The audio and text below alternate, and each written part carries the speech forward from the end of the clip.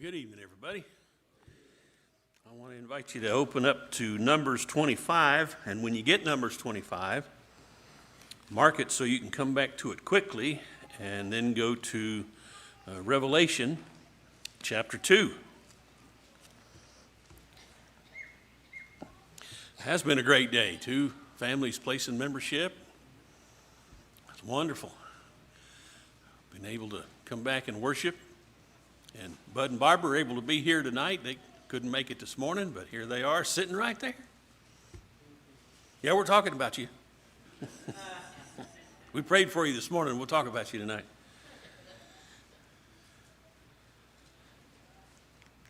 Are you ready? Revelation chapter 2. We're looking at the letter that Jesus dictated to the church at Pergamum. And this is part of what he says there in verse 14. Revelation 2:14. But I have a few things against you, because you have there some who hold the teaching of Balaam, who kept teaching Balak to put a stumbling block before the sons of Israel, to eat things sacrificed to idols, and to commit acts of immorality. So we're seeing a commentary that Jesus is making to the church at Pergamum about what happened back in the wilderness, when the children of Israel were in the wilderness, and he was leading them from place to place until he would bring them into the promised land. And if you go back to Numbers 25, that's where we read about the actual event. But this is information that the details of which are not necessarily in the Numbers account. So God is filling us in on some of the things that happen sort of behind the scenes, you might say. Now, Barak, that we read about in Revelation, contacted Balaam in the 22nd chapter. And you may be familiar with that story. If you're not, it's pretty simple. Barak hired Balaam as a prophet to curse God's people. And Balaam said, well, yeah, I sure do want your money, but I can only say what God tells me to say. And so 3 times, rather than curse them, he blessed them, because that's what God told him to do. Barak got mad. He was the king of Moab. He was trying to get Israel off his back, so to speak. Didn't want them where he was, afraid of him. And so that's what happened. And Balaam, apparently, according to Revelation, what Jesus told John, said, well, here, God won't let me curse them, but if you can get them to worship your idols and commit acts of immorality with your girls, then you'll do them just as much harm as any curse I would put on them would do. So we're picking up at chapter 25, verse 1. While Israel remained in Shittim, the people began to play the harlot with the daughters of Moab. There you go. That's the counsel of Balaam that Jesus was talking to Pergamum about. They invited the people to the sacrifices of their gods, and the people ate and bowed down to their gods. So Israel joined themselves to Baal of Peor, and the Lord was angry against Israel. The Lord said to Moses, take all the leaders of the people and execute them in broad daylight before the Lord, so that the fierce anger of the Lord may turn away from Israel. Did anybody catch the title of tonight's lesson, by the way? It's a question. Is that Christian? Is this Christian? Well, it's God. It's God saying, you know you're doing what you're not supposed to be doing, and I'm going to have you executed. And he's telling Moses and the leaders of Israel to take these people and execute them, that is, to kill them in broad daylight. When's the last time you killed somebody in the name of the Lord? Now, I'm not talking about what you wanted to do with your children as you were trying to bring them up. Now, I'm just talking about the reality. This is the reality of what was going on in that day at that time. Moses said to the judges of Israel in verse 5, Numbers 25, verse 5, each of you slay his men who have joined themselves to Baal of Peor. And then behold, one of the sons of Israel came and brought to his relatives a Midianite woman in the sight of Moses and in the sight of all the congregation of the sons of Israel, while they were weeping at the doorway of the tent of meeting. Now, why are they weeping at the doorway of the tent of meeting? Because this great transgression is occurring, and they can't seem to do anything to stop the people from being stupid. As I say again, the Bible is so outdated, there is nothing relevant here at all. So they're weeping, they're frustrated, they're crying out to God. And while they're doing that, this guy brings in one of these women that he's been encouraged to fornicate with, and that's exactly what's going on. Verse 7, when Phinehas, the son of Eleazar, the son of Aaron, the priest, saw it, he arose from the midst of the congregation and took a spear in his hand, and he went after the man of Israel into the tent and pierced both of them through, the man of Israel and the woman through the body. So the plague on the sons of Israel was checked. I ask again, is that Christian? At this point in time, it was. This is what God wanted to happen. Wouldn't this make some business meetings rather interesting?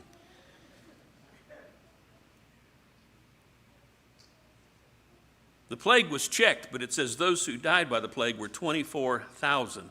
That's a lot of people, 24,000 people. 600,000 fighting men came out of Egypt, but we're still talking about thousands of people.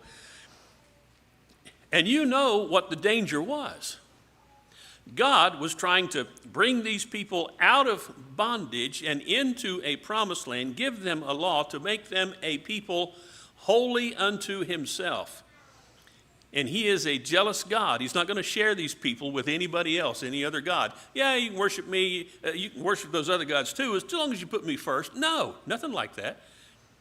There's one God, and that's the one they're supposed to worship. And this is not what was happening. They were being led astray. Well, it's not over yet. Verse 10. The Lord spoke to Moses, saying, Phinehas, the son of Eleazar, the son of Aaron, the priest, has turned away my wrath from the sons of Israel, in that he was jealous with my jealousy among them, so that I did not destroy the sons of Israel in my jealousy. Therefore I say, behold, I give him my covenant of peace. And it shall be for him and his descendants after him a covenant of a perpetual priesthood, because he was jealous for his God and made atonement for the sons of Israel. Now, 5, 10, 20 years from now, somebody might ask, how did you get that perpetual priesthood? And he could answer, well, I took a spear and I killed 2 people. Well, that's part of it. But the reality is, his answer would have been, God saw the zeal that I had for him. That zeal was expressed in his killing of those 2 people. In that circumstance, God had already said to kill those who were leading the people astray, and he was following through, but God knew his heart, the zeal that was in his heart. Now, don't go off on a tangent here before I finish the lesson. I'm not in any way, shape, or form working up to a point where I can say, hey, as good Christians today, grab a spear. No, that's not where this is going. But that's what happened then. And God didn't say, well, I didn't really want him to kill anybody. No, he did want him to kill somebody, and he did. And he said, I'm going to give him a perpetual priesthood, not because he's a murderer, but because he has a zeal for me. And that zeal is what provoked him to do what he did with the spear. Verse 14. The name of the slain man of Israel who was slain with the Midianite woman was Zimri, the son of Salu, a leader of a father's household among the Simeonites. And the name of the Midianite woman who was slain was Cosbi, the daughter of Zur, who was head of the people of a father's household in Midian. And then the Lord spoke to Moses, saying, be hostile towards the Midianites and strike them, for they have been hostile to you with their tricks. Are you catching what God is saying? I want you to be hostile, militarily hostile. Take up your swords, your spears, your weapons, and be hostile towards these people, because they have been hostile in their connivings to get you to sin, following the counsel of Balaam. That was Balaam's counsel. That's what Jesus was talking to John about when he was writing to the church at Pergamum, that was the counsel of Balaam. That's what was happening here. And Phinehas nipped it in the bud, so to speak. And God is now saying, all right, we're going to follow through with this, and I want you to wipe these people out. Let's see, verse 18, let's finish it up here. For they have been hostile to you with their tricks, with which they have deceived you in the affair of Peor, and in the affair of Cosbi, the daughter of the leader of Midian, their sister, who was slain on the day of the plague because of Peor. So now you know what happened there and why God gave Phinehas a perpetual priesthood, because of his zeal for God and for holiness, for righteousness. Well, let's go a little farther, but not too far, to the book of Nehemiah, the very last chapter of Nehemiah, chapter 13. And you may be familiar, I hope you are, somewhat at least, with the story of Nehemiah. He came back from Babylonian bondage to rebuild the wall, and that's what Nehemiah is primarily about.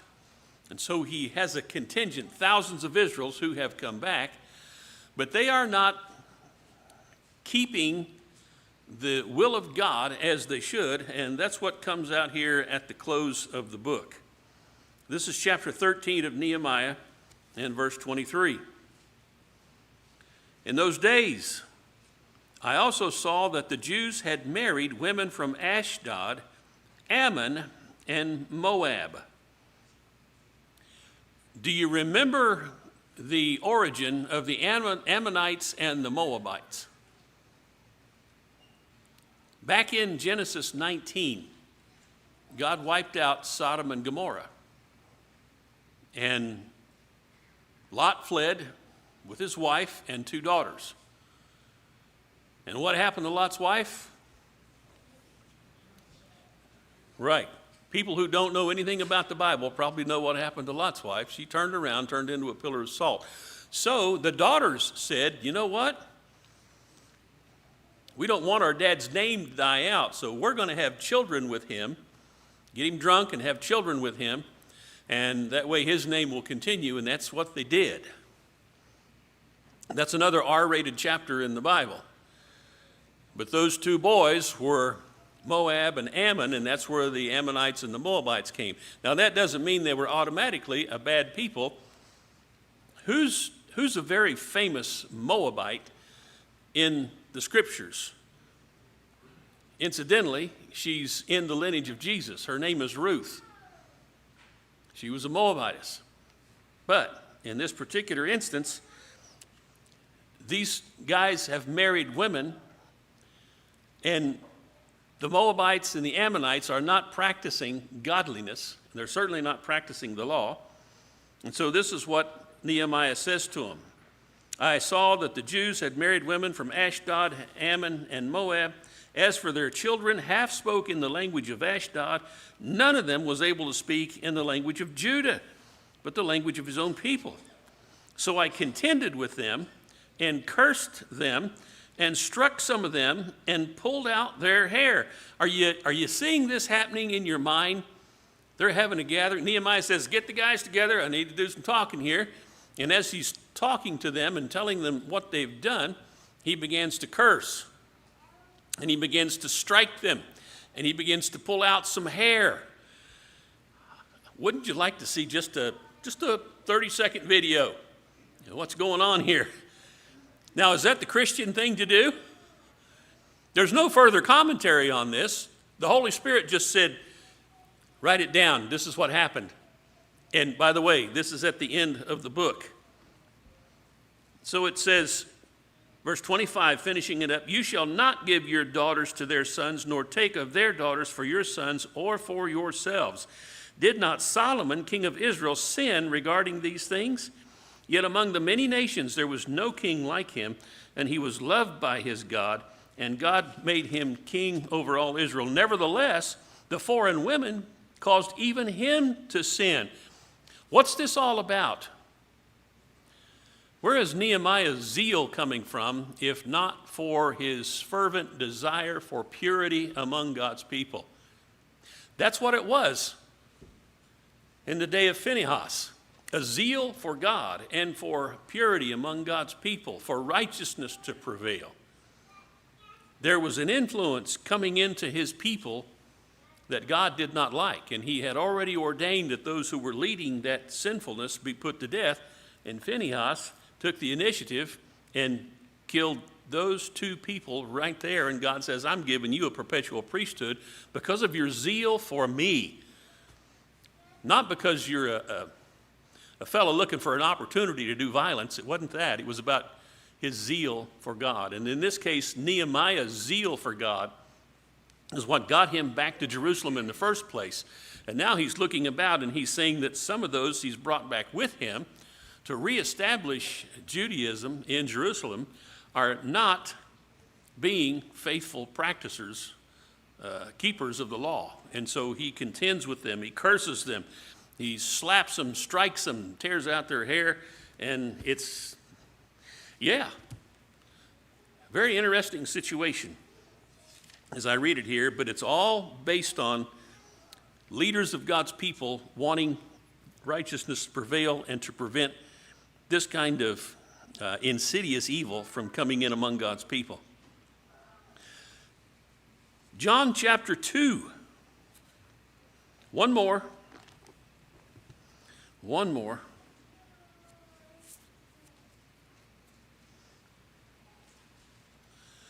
John chapter 2 and verse 13. The Passover of the Jews was near. Jesus went up to Jerusalem. He found in the temple those who were selling oxen and sheep and doves and the money changers seated at their tables. And he made a scourge of cords and drove them all out of the temple with the sheep and the oxen, and he poured out the coins of the money changers and overturned their tables. And to those who were selling the doves, he said, "Take these things away. Stop making my Father's house a place of business." And at that point, what did his disciples remember? They remembered that it was written, "Zeal for your house has consumed me." That's from the 69th Psalm, prophetically speaking of Jesus and his zeal for his Father's house. So we've got Phinehas, who drives a spear through a couple of people out of his zeal for God. We've got Nehemiah, who's slapping and cursing and pulling hair off people's heads out of his zeal for God. And we've got Jesus, who is using a scourge to drive out the animals, turning over money changers' tables and scattering their coins. And it's interesting to me, because there's nothing said about this. But there were temple guards. There were men whose job it was to be guards at the temple to keep order. And there is never anything recorded, nothing said about any of those men trying to stop what Jesus was doing. I'm not saying it didn't happen. I'm just saying there's nothing in the record about it. And when the accusations were made against Jesus, no accusation was ever made, well, he came in and upset the temple by turning over the tables of the money changers and doing what he ought not to do. We tried to arrest him with our temple guard. See, nothing like that ever came up. It's very interesting how this all happened. I have to wonder, in the back of my mind, I wonder sometimes, and this is just pure conjecture on my part, if there weren't some of those temple guards who were observing this and saying it's about time somebody did something. Now that may be just as far from what really happened as it could be, but you and I know that's how it works in the world. We see things going on and we wonder, is anybody ever going to do anything about this? And then Phinehas did something about it. And then Nehemiah did something about it. And then Jesus did something about it. And here we are in an election year with all these lies flying around, with all these accusations being made, with two very interesting candidates being put before us. And we might wonder to ourselves, is anybody ever going to do anything about this? Well, I think we need to start praying. If we haven't already, we need to be praying. We need to be talking to God. We need to be talking to our neighbors. We need to find a way to communicate with them. There's a right way to live, and there's a right way to be governed. And all you have to do, really, I don't believe in preaching politics, but it's not politics when you're talking about morality. I'll challenge you to look at both the platforms and see which one lines up more with godliness. So, there's basically the lesson for tonight. These are some things that I've been thinking about. As you read these, you can't help but take note of somebody being pierced through with a spear, and the guy who does it gets a perpetual priesthood. You can't help but take note of a leader, one of God's leaders, cursing people, slapping them, pulling out their hair. You can't help but notice when the Son of God comes into the temple and throws people out. There's some things that need to be corrected. Maybe you and I need to be part of the correction process. Well, maybe there are things that you know in your own life that need to be corrected. Maybe you've never put Christ on in baptism. Maybe there are things going on that you know it takes more than what you're able to do, and so you need prayer. Tonight, as we're gathered, we always offer opportunities for people to do what they believe to be most right, and if we can help in any way, that's what this invitation song is for. Bobby's ready to lead it. So if you lead the invitation, it's up to us whether or not we want to respond. Let's stand and sing together.